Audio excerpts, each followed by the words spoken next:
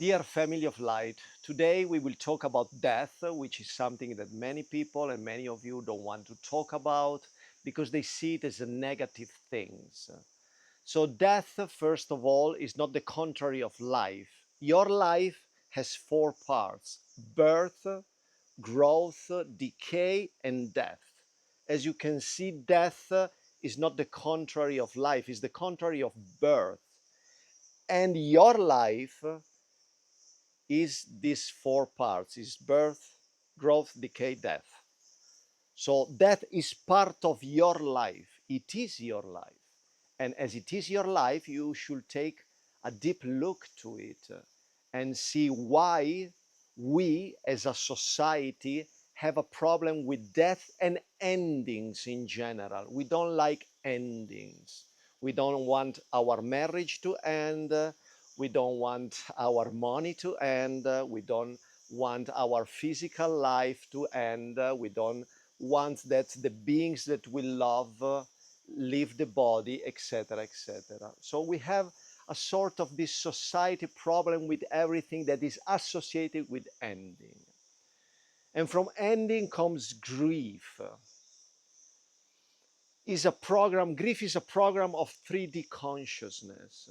If somebody dies, you can feel very sad, but you can transform this sadness in observation, not into grief. Grief is a choice, as suffering is a choice. Pain in the body is real, yes, and sadness is real. If there is, if somebody dies, you can observe it and be sad, but you can transform the sadness into compassion.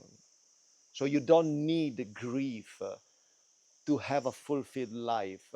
You are programmed like that because in our culture is very evident that death is represented as a black woman with the scythe, no, with the skeleton, dark. This medieval idea of death. It is very ancient, old, and sorry to say, but not very intelligent to depict death like that. The yogis of India talks, especially in the tantric tradition, they talk about death as the great orgasm. And in the Sufi mystic, they call death as the night wedding of the soul, because you marry with the beloved one, so you go back no, to consciousness, and so you should rejoice, you should be happy. I take the example of my two beautiful dogs here.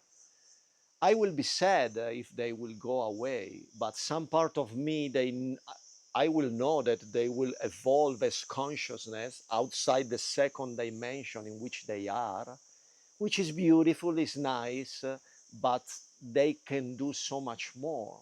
So I know that they will be in a better place, they will be evolving as consciousness, and so I'm also happy for them if they leave me.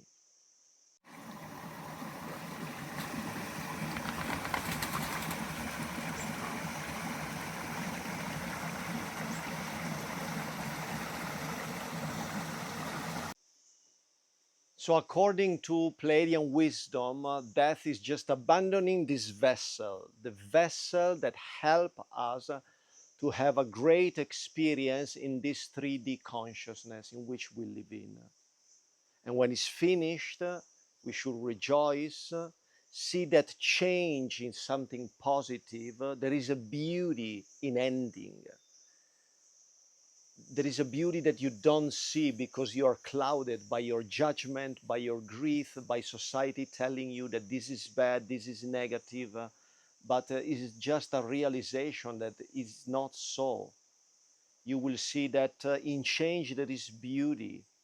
In the endings of things there is a beauty, and if you can catch it, then your life become much more easy. If you don't know what to do, for example, with your job, or if you should change the partner or the city in which you live in, well, try to walk with death for a while. You put death next to you every day when you walk, when you speak, When you do whatever activity that you do in your life, you are walking with death, and you will see that your choices will be much more conscious.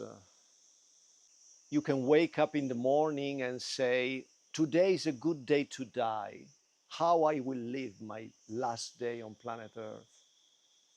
That's a good mantra to start the day.